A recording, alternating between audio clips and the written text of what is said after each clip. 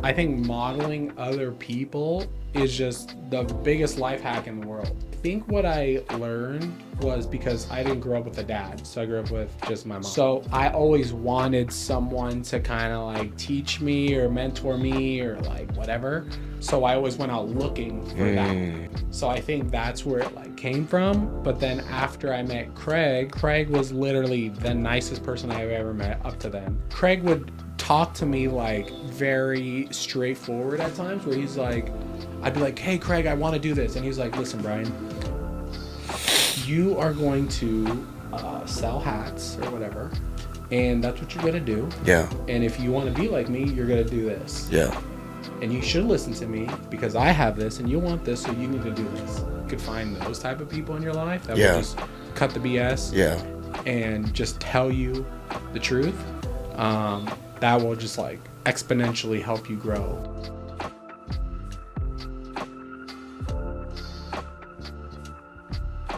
Welcome to another talk here at the Trailblazers Talk podcast. I'm super excited about this conversation because this gentleman, you've probably seen on the internet, you've probably seen him at live conferences like WealthCon, and you've probably seen him next to someone named Brian Pineda. But I'm really excited about this guy because he's from Cali like myself, and he's absolutely crushing it in real estate and social media. So Brian, welcome to the show. Thanks, brother. Thanks for having me on. Excited to talk to you. Yeah, man. So I've seen you a lot, online and at church at City Light. I'm always curious when I talk to someone like yourself is, how did you end up in the sea? Like, how did you end up where you are today? Got it. Like, as far as like real estate? I guess life in general, like where you are in life today. Like, what was the turning point in your life that got you here? Yeah. So for people that don't know, so I was born in Puerto Rico, right? I moved to Las Vegas when I was like 5. Wow. Yeah. With my mom. My mom was single. And then my mom raised me and my little sister by herself. She was a cocktail waitress at the Imperial Palace. I don't know if you know what that is. It's like an old hotel. Yeah. I think now it's like the Lynx or something like that. Okay. But so grew up, single mom, cocktail waitress.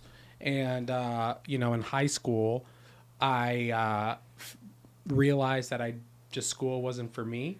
So I just like stopped going to school. Started doing drugs, started doing alcohol every day, started doing everything you could do wrong. I started doing it. Wow. Yeah. And then had my first kid at 19 years old. Became like a teenage father. Wow. And then me and the mom didn't work out. So when my son was born, me and the mom weren't even together. So I had to deal with that drama, plus the addiction drama, plus being broke and all this crap. Yeah. Started working 2 jobs, all that stuff. When I turned 25, I got into real estate. I met someone at a barber shop that I owned and was failing, and I was trying to figure out like what was I going to do. Oh, so you own a barbershop? I owned a barbershop too. Yep. Wow. Decatur and like Desert Inn, and it failed. It literally failed. So What does failing a barbershop look like? Like no one wants to cut for you, or it just what failing a business looks like is you're making no money, but money's going out every month with the rent and expenses.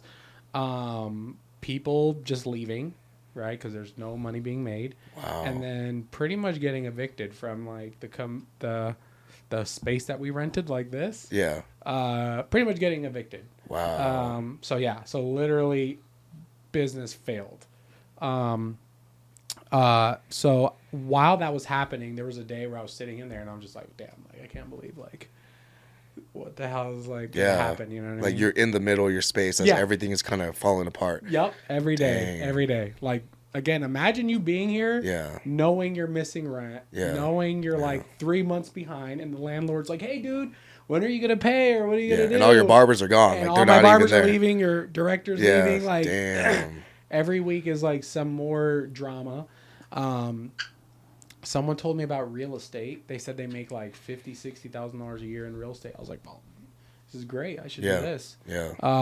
So I ended up getting my real estate license, and then my first year I made like $250,000 or something like that. Like a lot of money. So just like traditional real estate. Just traditional, like helping buyers and sellers buy and sell houses, and then scaled that business. I was doing like $500,000 a year as a realtor.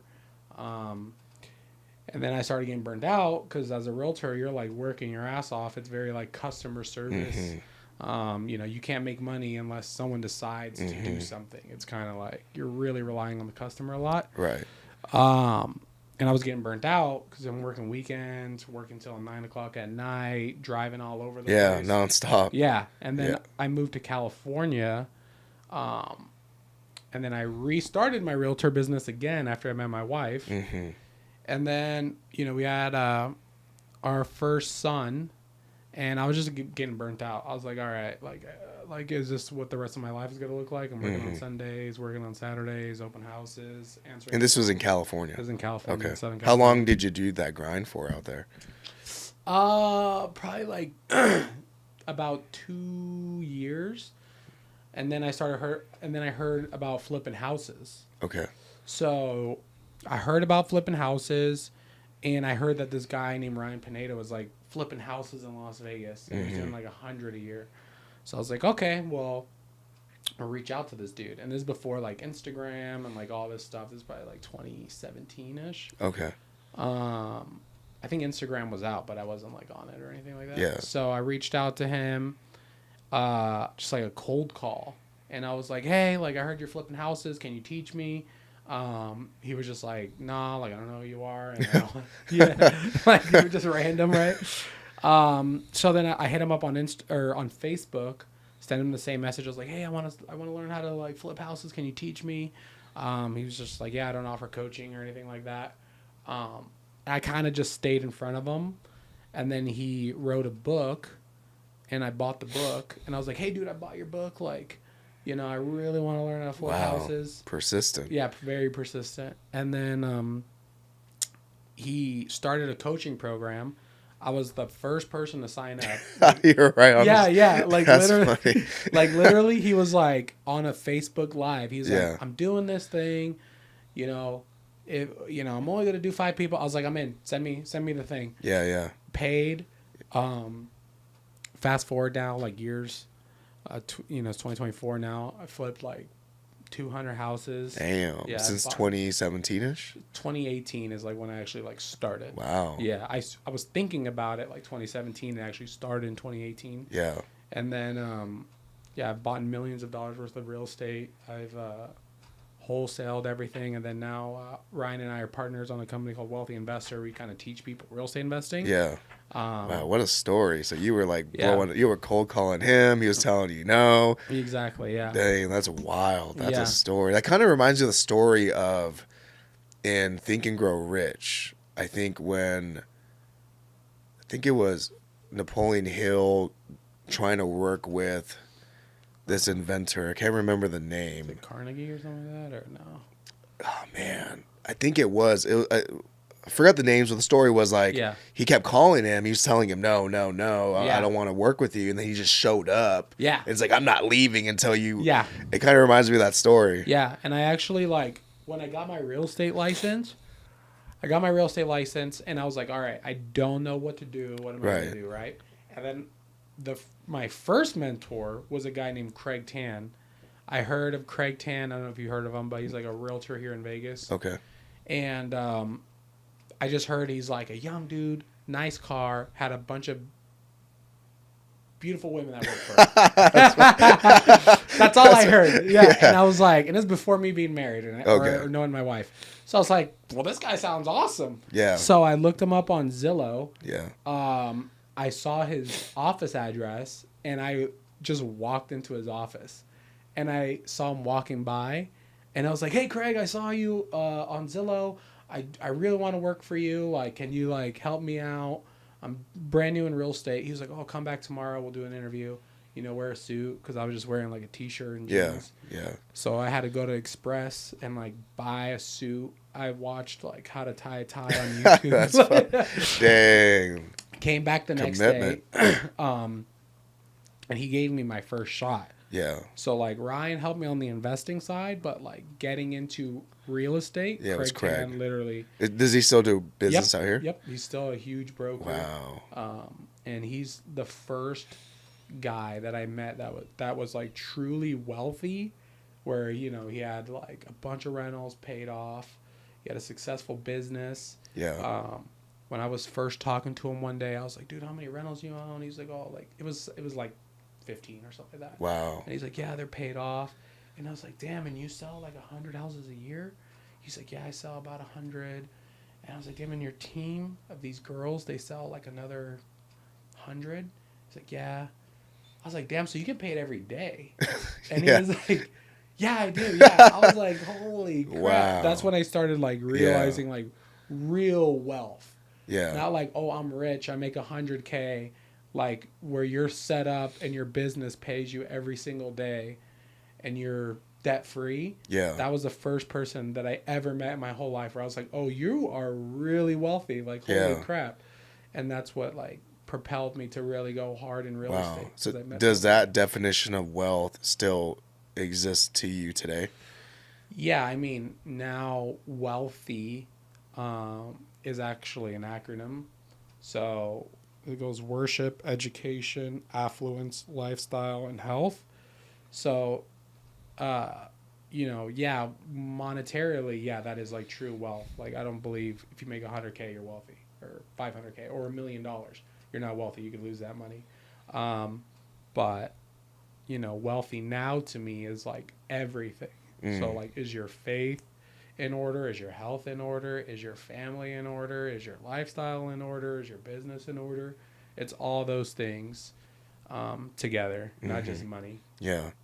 When did you have that? Because a lot of people in business or just going after money, it takes them a long time to have that realization. Like, like when was it the turning point for you? And it's like, okay, it's not just about the money; it's about these other areas. Yeah. So that was in 2023. Oh, last year. Yeah, last year. I barely figured it out. Yeah. So another really, really, really quick story. So I was sitting in my house. You know, thank God my house is paid off. Yeah. I'm sitting there on a Saturday. I have my daughter with me, my son, one of my sons with me, my wife in the kitchen. We have our dogs, our cats. We're all sitting there watching TV. And mentally, I was like in hell. I was just like, dude, like I should go to work. Like, damn, I'm not working enough. Like, but I got to spend time with my family. I was just having like anxious thoughts. And I always felt like I didn't know if I was doing the right thing or if I was in the right place or not. I was struggling with like porn addiction. I was struggling with like anxious addiction. I was struggling with like not getting along with my wife and being a bad husband. Wow. And then I went to Ryan, and even though me and Ryan were already like business partners and I knew that he went to church, he would like try to get me to go to church, but I never wanted to go to church. So I was like, this is what's going on. I'm just anxious. I'm just like not feeling good. Like I said, I'm in a paid off house with a beautiful family. I have a beautiful big house with a pool, big windows, all this crap. And I'm just like, what the hell is going on? Like, I just can't. I'm not happy. I'm not fulfilled. I'm fighting with my wife. I'm like, I don't feel like I'm being a good father. And he's like, dude, you got to go to church. And I was just like, bro, I don't want to hear that. Like, give me different advice. Like, what's plan B? Like, what's the next one? And he's like, dude, you have to go to church. That's the only way to get fulfillment is through God. And so I went to church, and then Pastor Jabin, the first time I went, he talked about like how the enemy tricks people. And he was just like, the enemy will get you with shame. He'll say like, oh, you know, Brian, you watch porn, so you shouldn't go to church. So because you're messing up. So once you fix that, then go to church. Then you go to church. Yeah. Once you stop watching porn and drinking and overworking, then go to church. So that's always my thought. I was like, I don't want to go to church and be fake. Yeah. I don't want to go to church and everyone's... a lot of people think that way, too. Yeah, I know. I didn't know that before. Where, like I said, I thought, like, okay, everyone that goes to church, they're in there praying and... Yeah, they're all perfect, right? Yeah. They got all their life, because I was looking at Ryan. Yeah. I was like, you got your whole life together. You're reading the Bible. You're doing Bible study. You're doing all these things. I'm not that type of person, so I don't want to go to church. So Jabin talked about that, and I was like, all right, that makes a lot of sense. That's literally what's happening to me. I'm going to give this a try. So I started going to church. I was like, I'm going to really try on this. And then I went to church for like a couple weeks, and Ryan was like, he was like, we were sitting in front of his house, and he was just like, what's wrong with you? Like, what are you struggling with? He's like, honestly, I'm just anxious all the time. Like, all the time I don't feel peace. Like, if I was sitting here right now, I'd be anxious, like, oh, I got to go to work. Yeah. But, I mean, I should go home with my kids because I need to spend time with them. And, you know, I'm not eating right. Like, I shouldn't drink this. Like, I was just always anxious. And he was just like, here, let me pray for you. So they prayed for me, and that anxiety went away. And I haven't felt it since. Wow. Since the first day I went to church, me wanting to watch porn completely went away. And that's something that I did from like 16, I don't know, whenever I got internet, maybe 21, I don't remember, but 21 to 32, right? Like, for those things to go away instantly without any work or anything, I was just like, okay, this is real. And then ended up getting baptized, and then let's go. Yeah, once I got baptized, I felt like I felt the Holy Spirit and saw things, and I was like, okay. And then after being baptized and then being more in the Spirit, I felt way more fulfillment, way more joy, way more peace, way more understanding of what the world is. And yeah, I just realized that life, yeah, it's about money for sure, but it's also about God and, you know, your family and your health and all that stuff, not just money. Yeah. For the first, from 2016 to 2023, I was just money focused. I was just like, I am going to put my family second, like knowingly, not like, oh, kind of. I was like, all right, 2017, real estate's number one, my family's number two. Like, I am going to go hard so I can make a bunch of money so I can be secure later. And then my kids, they're not going to remember. They're 1 and 5. They're not going to remember this anyways. And I did that for like 6 years straight. Wow. Yeah. And then eventually I was just like, all right, I'm not. Yeah. You know what's a common pattern in men who go after success and then find God? It's the same pattern that you've went through. It's the same pattern I've went through. And I think it's that character that builds us, because I always go like, man, I'm so lucky to have hustled for money years ago. Now that I have a family of 3, like now it's different because the core value is God, family, business. Yeah. Is that the same with you? Yeah. God, family, business, 100%. Like, and how do you feel like your perspective today after, you know, being baptized and experiencing God and like having these like anxieties like rebuked and lifted? Like, what's your perspective on church today? I think that church is very important. I think church is like underestimated by a lot of people. They think like, oh, I could just go directly to God, and like you can for sure, but it's almost comparable to like real estate, where you could learn real estate by yourself at home on YouTube or whatever. On YouTube, you can. Yeah. But it's way more powerful when you learn it in person, or you learn it from someone who is ahead of you, who can like say, who can correct you when you're having wrong understanding or you're going down the wrong road on YouTube. Like even with Pastor Jabin, I'm like, hey, like I've been watching TikTok and I saw this book of Enoch and this da-da-da-da, and he was just like, no, just focus on this. Don't get wrapped up in this. Go here. Yeah. So like, you know, you need someone to course correct you. You need like mentors, people that you see living the right way. Like, so do you know Chris Lee? Chris Lee, yeah. Yeah. So like Chris Lee to me is like someone that's like a mentor in the space of, you know, faith, because the way he treats his family, the way his lifestyle, his temperament, the way he treats people, all these things. So like, I'm not someone that can just read a book and be like, oh, I get it. Like, I physically need to see it. Yeah, you have to model after. Yeah, I need to model it. I need to talk to it. I need to feel it. I need to, like, see it in person. I think you're, like, the definition of, like, what a sponge is, right? Maybe. Yeah. Yeah. Because it seems like you did the same thing with real estate. You had to find somebody, model them, and then do it yourself. Mm-hmm. And then what you're saying now is, now that you found God last year, like you're modeling people who are walking the God path. Exactly. And how do you feel like that has impacted your walk, just generally speaking? Like, with faith or with everything? With everything. Because I think faith is a center to everything. Yeah. I think modeling other people is just the biggest life hack in the world. And I think... Were you taught that, or was that just something you... You know, I think what I learned was because I didn't grow up with a dad, so I grew up with just my mom. Right? Okay. So I always wanted someone to kind of like teach me or mentor me or like whatever.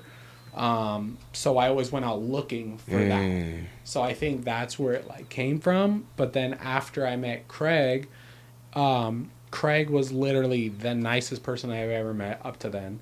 Right. So again, I came from like drugs and gangs and like that lifestyle. So to go from that to meet Craig, I'm like, bro, this guy's super nice and he's rich. Like, this is crazy. Yeah. And Craig would talk to me like very straightforward at times where he's like, I'd be like, hey, Craig, I want to do this. And he's like, listen, Brian, you are going to sell hats or whatever. And that's what you're going to do. Yeah. And if you want to be like me, you're going to do this. Yeah. And you should listen to me because I have this and you want this, so you need to do this. And I was just like, all right. Like, it was that simple. Like, he was that straightforward. He would give me instructions of things to do. And I'm like, all right, I'm just going to do what you say. I'm not going to, like, question it or ask how. I'm just going to do it. And then Ryan is very, like, I don't know if you know Ryan, but Ryan is brutally honest. So he's the same way.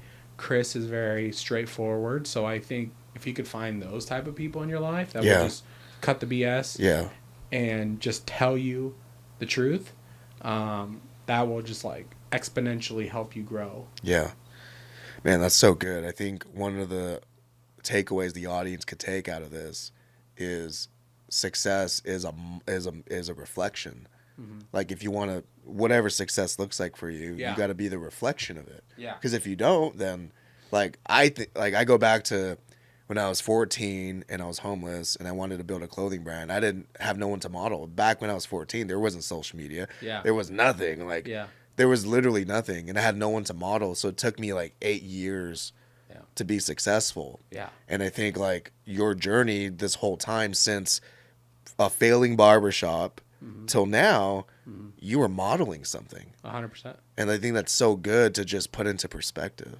Have you had mentors? I've had mentors over the years, yeah. Who was? When I was like 17, I didn't know what a mentor was, but this gentleman, his name is Reggie Batts. He's like, I didn't know how big he was, but he's like a really big business coach and speaker with JT Fox and those guys. I don't know if that rings a bell. No. But they're like the first people to ever teach investing at a global scale. Like, they work with like Tony Robbins. I don't know who any of those people were at 17. Yeah. But he was like coaching me because he thought I was like 21, but I was 17. He was going to buy my clothing brand. And he's like, oh, you're 17? We can't do a deal, but I could coach you. I could mentor you. Yeah. I'm like, I don't know what that means, but okay. Yeah. Like, he's always taking me to like Roots Chris. And I'm like, all right, cool. Like, free dinner, Roots Chris, for sure. I'll show up. Yeah, yeah. And then like, over the years, I've had mentors and I paid for coaching and stuff like that. But I didn't know what a coach was at 14, and I didn't know the importance of mirroring what success is. Yeah. And I think today, like, even just hearing your story, man, like, these highlights, you were blessed with the ability to find the right path. Because a lot of people, they go 20, 30 years until they hit something. They go, okay, I think I'm finally on the right path. But it seems like you've been doing this for about 10? Yeah. Give or take? Less, a little less than 10. And I mean, that's awesome that you've had Craig and then Ryan and then now with God, like you're finding these people to mirror.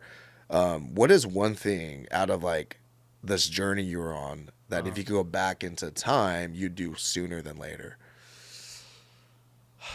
I mean, I would have found God way sooner in the very beginning instead of like waiting. That's and then so trying to like good. Muscle it myself. Yeah. I think I would have took health way more serious when I was younger also, where I kind of like, again, knowingly knew that I was like putting my body through crap, like staying up and partying and doing drugs and then being super stressed out working in real estate and all this crap. I knowingly was hurting myself for success. Yeah. Have you done that before? Yeah. Yeah, for sure. Like in 2017, I built this big social media agency, and I was working from like 5 a.m. to like 9 p.m., exhausting myself. And the day we were going to travel to Japan, like literally the day I go to my office, I'm like, I'm just going to grab my stuff, my computer, whatever. And I have I'm like knowingly I'm having a heart attack. Like I feel my heart freeze and I just feel like this stab and then I fall. Oh, and then the next thing you know, I'm in the hospital. And I'm like, did I just have a heart attack at, I don't know how old I was, like 20 something? Like, this is crazy. And then I didn't have a heart attack, but my blood pressure was like way too high. It was like a 90-year-old blood pressure at a 20-something-year-old body. Yeah. So my body couldn't handle it. And like, I know how it is to like work so hard and like let your body just get exhausted. Yeah. You know, so what you're telling me is you like if you were to go back into time, not saying that you know you could, but you go back into time, you would focus on health and God, but knowingly that if you were to focus on health, you wouldn't work as hard. Like, what would you? Okay, so if someone's listening right now, I'm like, dude, I'm working like 15 hours a day, like I feel like I'm gonna die. Like, what would you tell that person health wise? Like, work smarter, work less, or what would you like? What type of advice would you give that person? Yeah, well, most people are not going to work 15 hours a day. Right. Most people, like 99% of people are not going to do that. And the people that are working 15 hours a day usually are not working efficiently. They're usually doing a bunch of stuff that doesn't matter. Like, were you that person? Like, no, I was pretty efficient. Okay. Sure. Yeah, but you were just like exhausting yourself. Yeah, but I've seen it. Because like, working at a real estate office, I've now coached over 1,000 people for sure. And I've sat there and watched people work in the office, and I'm like, you think you're working, but you're actually not. Yeah. Yeah. Like, if you're like watching YouTube and then kind of going through emails. Yeah. I was just thinking that. That's I was just thinking that you're just starring emails and and cleaning this up and looking at this. Like, that's not actually working. Yeah. So I would say if you're overworking, you need to have a turn off time. Yeah. So now I stop working at 5 and I just don't work past 5. Yeah. Like, no matter what. Like, after 5, is it just family for you? Yeah, just family and myself and whatever I want. Yeah. I'm not giving anything else to business. When do you start your like working day? Typically 8 or 9. Okay. Yeah. So do you have like a morning routine that you're doing, or you just kind of? No. So I just kind of, on a typical day, I wake up, drink coffee. I'll try to work out a little bit, and then just go to the office. Okay. Yeah, I'm not doing anything crazy. Okay. So, but most people, if they think they're overworking, if they have a shut off time, where it's like, I got to get it done before 5, and after 5, if you call me, I'm not answering. And I've literally gotten into arguments with investors that you probably know that, you know, there's one recently where he called me like Friday at like 7 p.m. Yeah. And I was at dinner with my wife, so I just didn't answer. Yeah. And then the next day, he's texting me. And then later that day, he texts me like, hey, dude, you need to like, you know, have respect. And I'm texting you and da-da-da. And I just literally went off on him. And this is not, you know, the best way, the only way. But I was just like, bro, you're not more important than my family. I don't owe you nothing. Yeah. Don't ever text me again, you know, expecting me to respond back to you when I'm doing my own time. Yeah, yeah. And it's like, oh, well, you know, I have all these other people that want this deal and blah, blah, blah, blah. And I'm like, dude, I don't owe you nothing. Yeah. And I treat my clients the same way too. Like, if you text me and I see that it's not something important, I'm not going to respond back to you. Yeah. I'm going to respond back to you during appropriate hours. Yeah. And if you don't like it, that's okay. Yeah. I don't care. That's your boundaries. Yeah, I don't care. Exactly. Yeah. But the first few years, I didn't have boundaries. Yeah, you'll just do it right. Because you felt like you were obligated. I felt like I was obligated and I wanted to work hard. Yeah. I had clients call me at 7 p.m. with some BS, and I'm sitting there for an hour with that annoying-ass client. Yeah, like, dude. I don't even know if we're going to do business. Yeah. Like, I'm hoping. Yeah. Like, I don't know if you had clients like that. Dude, I freaking relate to you. So I'm like, dude, I'm loving this. because I'm the same way. Like people, dude, I have 3 kids. So Joe, what time do we normally bounce out? Like 4 o'clock ish. So dude, right when I leave this office and you try to call me, you're not as important to me than my 1-year-old son who's waiting at my door. Yeah. So like, dude, I just like throw my phone and I get like 30 calls out. It's like everybody wants to call me during those hours. Yeah. Do you get the same thing? Like, I mean, not as much anymore. Okay, but in the beginning, you probably did. For sure. Yeah. But now, like, most people already know I just don't respond back, and I'm just not even going to do it. I think that's the best way to operate when you are in flow, when you have these boundaries. Yeah. Like that's like non-negotiable. Like, dude, I'm not going to treat you better than my wife. Yeah, exactly. Or even just myself. Yeah. Even if I just want to go home and do nothing, I don't care. Yeah. I'm not going to, like, be a slave to someone else. Man, that's good. Yeah, I don't owe anyone anything. Like, if it's an emergency, which it never is, okay, I'm going to sit here and be like, hey, this is what it is. But what I've noticed before is, like, I used to be like, I have to respond to everyone fast and quick. Was it that anxiety that you had that, like, that was it stemming from that, you think? No, I think it was just work ethic where I was just like, I'm going to, like, I'm working, I'm grinding, I'm watching these people on TV, these $1 million agents, they're doing this person's doing that. It's that persona of just always working. Yeah, of just grind it out, sleep on the floor. And I'm assuming now that you have boundaries, your quality of life is way different. Completely different. Yeah, where before I was just like, so I had no boundaries, and then before I used to just do everything. Yeah. So what do you mean by do everything? I would literally do everything. Like if I were you, I would figure out how to do this. Oh, that's what you mean by do everything. Yeah, like okay. But now you leverage. Yeah, now I leverage where before I did everything. I had no assistant, no salespeople, no marketing director. It was just me. Wow. And then now I'm like, okay, I do way less and I get way more done because I'm leveraging other people's expertise. Yeah. Where before I'm just like, okay, how do I set up these cameras and how do I do all this crap by myself? Yeah. Where now I'm like, okay, like other people can do it and they can make money and that's fine. Yeah. So like I've learned how to leverage other people where it took me like, it took me a long time. It took me like 7 years to figure that out. Wow. Yeah. Like a solid 7 years. I mean, I think that's common. I mean, if not, I mean, I think people take way longer. I know people today that's been in business for 20 years still doing everything themselves. Yeah. And it's so dumb. Yeah. Yeah. And I'm just like, well, what's the point? Yeah. Because, I mean, you're just slowing what you could do in like 3 months, you could do in a week if you have the right people. Yeah. So I coach people all the time. And I was doing a coaching call yesterday. And they're like, oh, like, how do you send out these text messages to these leads or whatever, right? I was like, oh, like, you just pull the list. Let me show you. And I didn't even know how to do it. I started doing it, and I was like, oh, I don't even know how I'm doing this. So I had, like, my COO come on, and he's like, oh, okay, this is how we do it. Da, da, da, da, da. And I was like, what's the login? Like, I can't even log into the thing. Yeah.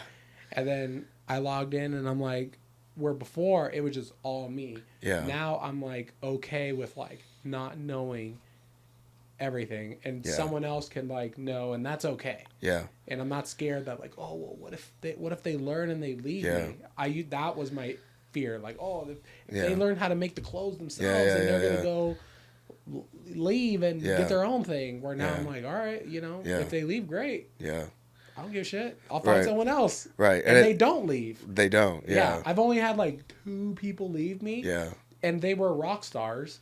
And that's what happens with rock stars. Yeah, they go out. Rock star salesperson. Yeah. Eventually, they're gonna want to like do their own thing or make more money, and that's okay. Yeah. You got them from when you had them, and now you got to find someone else. Yeah. So yeah, it took me like 7 long years to figure that out. Wow. Yeah. That's awesome, man. That you're in this place today where you're okay with, because I think the biggest thing for any like entrepreneur is giving up responsibility. Yeah. No matter what level, like you could be barely starting, you could be making a whole bunch of money, just letting go of responsibility. Yeah. And they think they're the best at everything. Yeah. They think like only I can design this shirt. Oh yeah. Only I can pick the colors. Yeah, yeah. And it look good. Only I can talk to this client because this other person might talk to the client and it's not going to go well. Where now I'm like, oh, like I just throw people into the fire. And if they don't make it, that's okay. Yeah. I don't care. Yeah. They can go do something else, and I'll find someone else that will do it. Yeah. But I'm not going to put myself in a position where I have to do everything. Yeah. It's almost like you have to force yourself to be lazy and force yourself to like innovate. So like with real estate investors, like one struggle that real estate investors have is they're like, well, I'm project managing, I'm driving to the houses, but then I got to look for deals, and then I got to do marketing. So I was struggling with the same thing. I'm like, I have 7 flips. I need to drive to the flips to go look at them and pay the contractors. But then I was like, how am I going to scale if I'm like driving around you're on all the field day? It takes hours to go look at one house. If I have one house in North Las Vegas from here, it takes 30 minutes to get there, look at it, 30 to 45 minutes back. If there's traffic, that's 2 hours of the day I just wasted on one house. Yeah. So then I was just like, okay, how do I fix this problem? Well, I'm going to force myself to not leave the office and then see what happens. So I'm like, all right, how am I going to pay? I'm going to have to Zelle or Venmo, where I used to give checks. Okay, how am I going to look at it? Well, I'm going to force the contractors to send me videos and pictures, or they're not going to get paid. Wow. Okay, now how am I going to get the lockbox? Okay, I'm going to ask my transaction coordinator, can you do the lockbox? Even though that's not in her job description, I'm going to ask her to do it. And she does it. Okay, like, and then slowly you start to just come up with ways to innovate and delegate when you force yourself to That's good. do things. That's good. Yeah. Can you do that in your business? How does that work? Yeah, 100%. I mean, I've done that here in this business. I used to... not here, but I've had this set up in San Diego for years, and I used to be the person who thinks like I am better at certain things, or it's better that I do it so it's done right. Yeah. But I've even been behind the cameras. I've known so much about media that I was a killer like editor, but now because I let go of that, I forget. I'm like, I don't even know what this guy does. I don't even know how to set up a camera and do the lights anymore. I have no idea because I let that information go. Yep. Yeah. Because that information was holding me back as an entrepreneur. Like being the person who knows everything isn't a blessing. It's a curse. Yeah. Yeah. You want to know what allows you to move forward in life. And that kind of sounds like what you've done is like you forced yourself to be in your office and you let the mundane things go, like driving to a property to pay a contractor. I mean, that doesn't sound like the best use of someone of your caliber's time. Or anyone's time, Yeah. And I think it's applicable for every business. Like if you were to look at your business as lock yourself in your office and let other people do everything else, because I think every leader's job is, number one, to cast the vision and then to manage the people who are building the vision. Yeah. I mean, do you think the same way? Yeah, I think, building the vision and then making sure and then holding everyone accountable. Yeah. And then focusing on like the important things where sometimes like there's been seasons where I'm like focused on like the wrong things. Right. And then I'm just like, I just wasted a whole quarter rebuilding our websites and all this crap that literally don't bring in anything. Like relationships bring in business. That's to me. A fact. Yeah. I think I went to Alex and Layla Hermosi's workshop like last weekend or the weekend before that. Oh, nice. Yeah. Here in Vegas? Yeah. Yeah, here in Vegas. It's like a 2-day workshop, and like one of the first presentations was identifying the constraints in your business, and then they had like a little like a graphic of like, I don't know, money going in and then like a bottleneck. And then they're like, some people like, they think, okay, my business isn't growing. Why? Well, you know, we need better salespeople. We need a new website. We need to update the copy on the website. We need to, you know, rebrand and whatever, right? And the reality is they need more salespeople. And they need to train their salespeople. But that takes more work, and that's harder. So we're going to update the copy first. We're going to rebrand.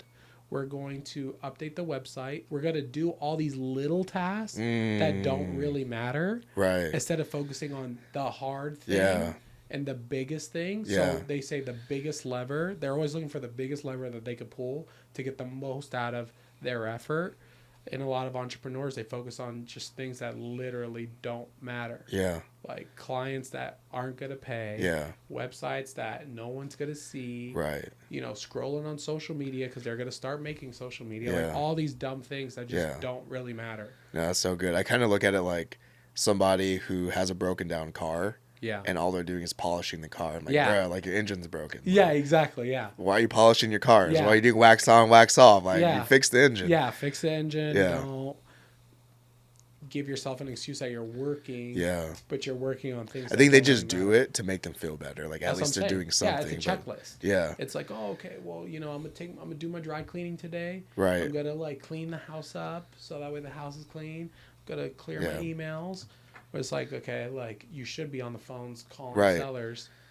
Why don't you do that? Oh, well, you know. It's always excuses. I'm resting. Right. You know, I'm giving myself a break today. Well, it's like, okay, well then you're just not working. So it sounds like the highest, and I think it's in every business, like the highest return on invested time.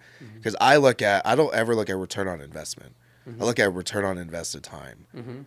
Is always in new relationships and massaging relationships and just conversations. And like sales, If I could just be on the phone all day, the amount of money is going to be wild. Yeah. Or looking for people. Yeah. Like salespeople. Yeah. In our business, like that's like the highest, like rather I'm focused on sales or I'm looking for salespeople. So you're just duplicating that department in your business. Exactly. Yeah. And is that what you're doing at Wealthy?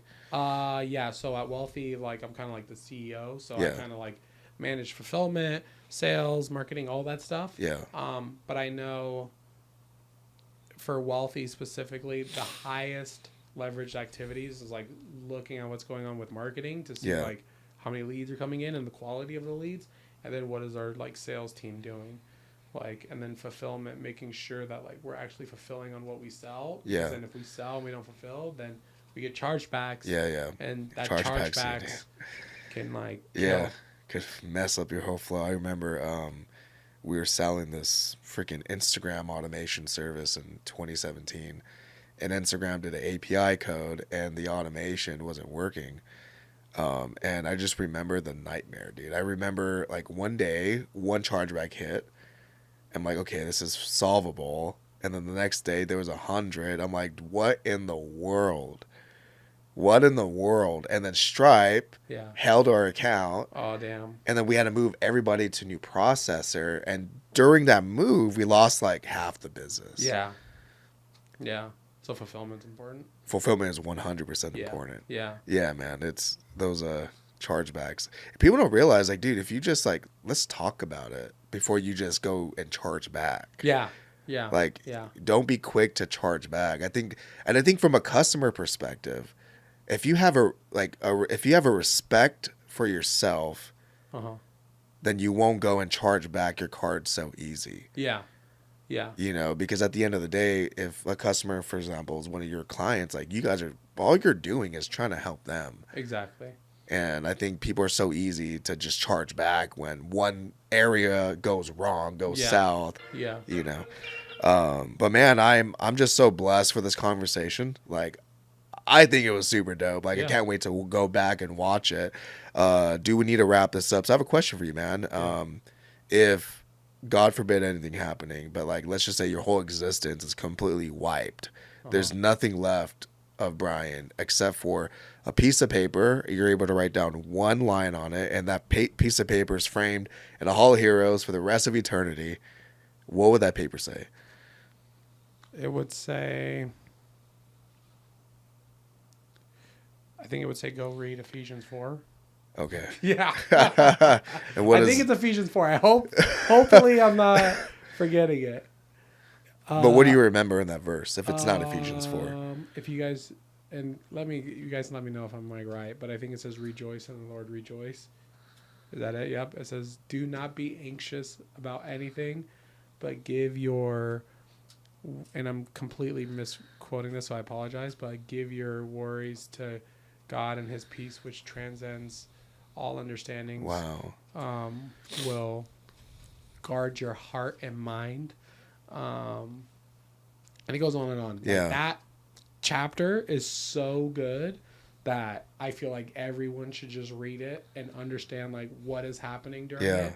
So Paul was in jail for preaching Christianity, and he wrote a letter, and then in the letter he was telling people to rejoice, do not worry, give your worry While to he's in God jail. while he's in jail. Wow. And then he talks about like I've had plenty, and then I've had nothing, and I've been at peace in both states because of my faith in Jesus Christ. Wow. So like if you could just read that every day, Yeah. I feel like people's lifestyle would be completely different. Yeah. They're like, okay, well, this guy's in jail, and if I give my worry to God and let his peace, live in me, I'm going to be fine. Yeah. Because like I said, I used to struggle with anxiety and all that stuff. And like, I've literally been rich and in hell. I've been poor and in hell. I've been in a great marriage, but lived in hell mentally. Yeah. So like, if you could just understand that chapter, you'll be fine. Man, that's so good. Now I gotta go read that chapter. Yeah. Man, well, Brian, I'm so blessed. Read it right now. Let's read it right now. Let's see. Let's pull it up. Ephesians 4. I hope it's Ephesians. I hope I know how to spell Ephesians. Yeah, let me. Ephesians 4. Let me look it up. It said efficient 4. Come on, Bible app. Joey, you know how to spell it, bro? Here, I'll Dude, look it up. I suck at spelling, dude. Ephesians, it's EPHESSIN.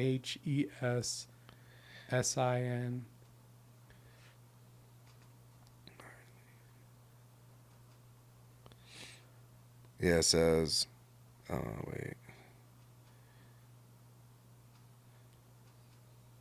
I have no service, so I can't look it up. There's like so many. It doesn't give me Ephesians 4. It's like 429, 421. Are you on the Bible app? I'm on the Bible app, yeah. It Really? has like all these different breakdowns of, I don't know which one. So you go to the Bible, and then just go to...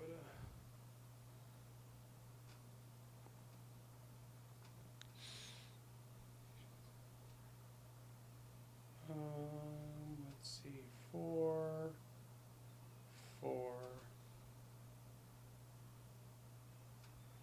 Let's see. I'm also, it's the NLT version, so I don't know if it's Put the new international. NIV. Yeah. Oh, it says right here, as a prisoner for the Lord, then I urge you to live a life worthy of the calling you receive. Be completely humble. No, and gentle. Philippians 4. Oh, Sorry. Philippians Dang 4. it. Okay. Hey, we're still recording, so we got Philippians 4 is what I would put on there. Philippians 4. Okay, fair. Philippians 4. Therefore, my brothers and sisters, you whom I love and long for, my joy and crown, stand firm in the Lord in this way.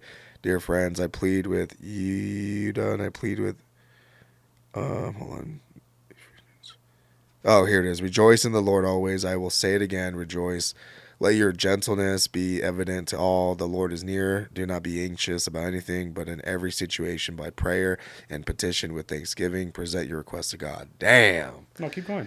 That is fire. And the peace of God, which transcends all understanding, will guard your hearts and your minds in Christ Jesus. Finally, brothers and sisters, whatever is true, whatever is noble, whatever is right, whatever is pure, whatever is lovely, whatever is admirable, if anything is excellent or praiseworthy, think about such things. Whatever you have learned or received or heard from me or seen in me, put into practice, and the God of peace will be with you. Yeah. And if you Wow. I won't keep going, but if you read that whole 4, that's good. You'll be like, holy moly. And then you get context of like what was happening when he was writing these things.